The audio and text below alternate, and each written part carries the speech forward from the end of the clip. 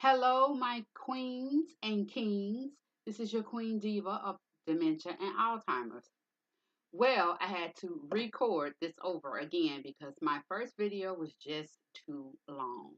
But the subject is today is about skin care for your dementia or Alzheimer's patient or family member. It is very important for us to make sure that we're taking care of their skins because their skin is very fragile, especially at the very end of Alzheimer's. You want to use a very good skin cream. I have a couple of products and I'm going to show you a couple of products, but I am no way promoted by these people or, I'm not. Uh, Number one, we want to always make sure that our hands are clean. Trust me, it's better to buy a gigantic thing of hand sanitizer because this will last you about 6 months because you can take and get you a few of the hand pump ones, and once they run low, refill it with this. You can buy these at Sam's, Costco, BJ's, but that's just one product. We also always want to make sure that our hands are very clean and sanitized, and we want to also protect ourselves with these little boogers here. We want to make sure that you can buy a box of these at Costco or maybe even a case at Costco because trust me, you're going to go through a lot of gloves giving showers, rubbing their skin down. You also want to make sure um, that they are washed twice a day, in the morning and also at night. You want to also make sure that you're washing and moisturizing the back and the bottom for those that are bedridden. And also for those that are not bedridden, make sure that you wash their backs real good because they tend to like to roll on their backs a lot. And if this to take care of the skin, if the skin seems to be irritated between the thighs, any gentile or the buttocks, you want to try to use this skin cream. I don't know if you guys can really get a good look at that right there. This skin cream is very, very thick. It leaves like a white substance. I'll put a little on my hand, not much, but just a little just to show you. And you want to gently type and rub this, but of course you're going to be using gloves. But you see how it gives you that white film? That white film is like a coating that protects the skin. It feels really thick, but eventually it will dissolve itself into the skin. But that is a very good product. That's an extra protective cream. You can ask your doctor or home nurses about this product. Also, I want you guys to know that I'm not sponsored by any of these things that I'm showing you. These are things that I had, and I just wanted to show you. These are things that I use on my patients, and that's what I want you guys to see. Also, another good one is this aloe vera protective ointment. This is another good one. This is really good to use once you get them out the shower. Once you get them out the shower and rub them down, especially those that really have like dry skin, almost like eczema. You don't want to take and dry them off too good.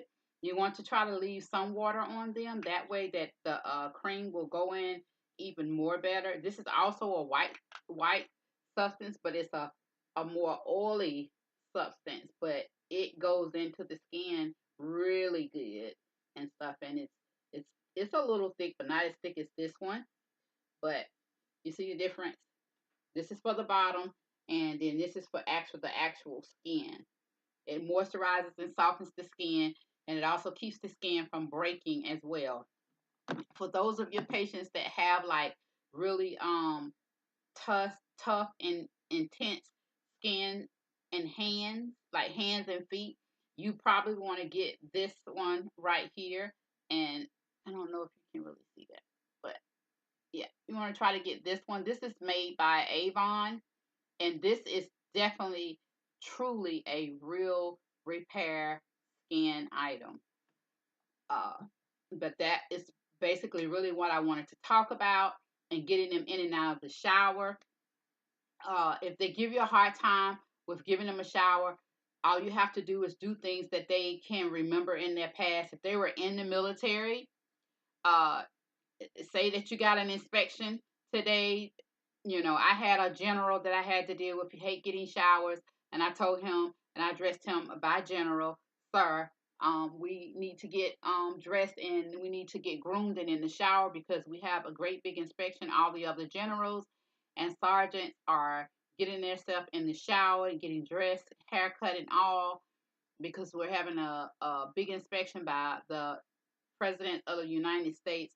And he was like, really? Wow. He was like, all right, well, I guess I better get in the shower. You have to be an actress or an actor because you have to do a lot of role playing when it comes to dementia and Alzheimer's patients. Another thing, also, too, if they like ice cream or any type of treats or anything and stuff, and say if you really want to get in the shower and stuff because we're going to have your favorite dessert afterwards, or if they like to go shopping or trips. I mean, tell them they're going on a trip. They're not going to remember after the shower. They're not going to remember it anyway. But those are things that you can sort of like, wean them into the bathroom and stuff like that. Now, if you have a combative patient, you are going to need more than one person to give that person a shower. Or you may can try to calm them down enough to get them in the shower, but trust me, you're going to need help because eventually they're going to get combative during the shower. They may curse, they may call you names, they may throw stuff, they may try to hit you, but don't take anything personal because you have to remember that it's part of the disease. And basically, this is what I really wanted to touch on is skincare. I will get into the combativeness, in another video. I'm basically just really want to touch on skincare. Make sure that these patients are very hydrated. Make sure that you're giving them water, healthy juices, not too much sugar, uh, like healthy drinks and special, drinks that's basically low in calories. If they're on a heavier side due to low calories, if they're on the thin side, you want to do a higher calorie drink, a healthy high calorie drink, not with a bunch of sugars though. And let me see, just basically try to make sure that they're on a healthy diet that can help their skin. Give them nutritional things like bananas, apples, things that will help their skin, things that's good for their skin. But the most important part is we want to make sure that they are clean and their skin is clean. You want to try to change the linen at least every 2 days or every 3 days. It depends on, if they're bedridden, you definitely want to change those sheets practically probably every other day. If they are not, messed up or soiled the next morning that you come in, make sure that you have bed pads at all times. You can buy those by the packages, but you can also, if you have a home nurse or if you have a doctor and you want your parents to stay at home, it's best for you to try to see if the insurance company will pay for a nurse practitioner to come out because they do have different doctors on call that will come out to your home in your area. You just have to take and research that and check that out or ask your doctor or the physician that he or she is seeing at the moment. And you also want to try to see if that the insurance company will call no, not call, I'm sorry, see if you can call your insurance company or get the podiatrist to call the insurance company to see if they accept that insurance. A podiatrist, if you guys don't know, a podiatrist is someone that takes care of feet. Some people in this disease, their feet tend to go down more. Their toenails, they seem to grow faster for some reason, and they grow thicker. And sometimes they have calluses that grow, and sometimes it's hard for them to walk. A podiatrist will come out to your home, and they will attend to the patient's feet needs and stuff. there are all different types of home care, and I will get into all of that in another video. But I'm basically really talking about taking care of the skin, hands, feet, everything, as far as the body goes. I think that we should always make sure that we have all of our proper equipment and supplies that we need by taking care of the patient's skin, and also making sure that they are taking care of their mouth orally, as well as brushing the teeth, uh, rinsing the teeth with mouthwash, uh, at least after every meal if possible. If you have a patient that is bedridden, you can also get the little sticks. They look like popsicle sticks, but they have sponges on the end of them.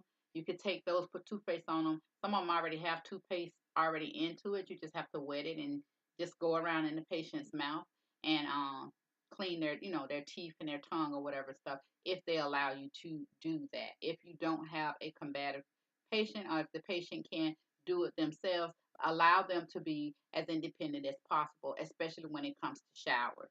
Well, I'm going to end this video before it gets too long. Don't forget to hit that notification bell so you'll know when I'm uploading new videos, and also give me a thumbs up. Also, guys, please subscribe. I'm trying to get to 1,000 views, and let's just hit that button. Okay, my kings and queens, I have to go, and I will see you guys in the next video. This is your Queen Diva of Dementia and Alzheimer's. Have a great day, guys.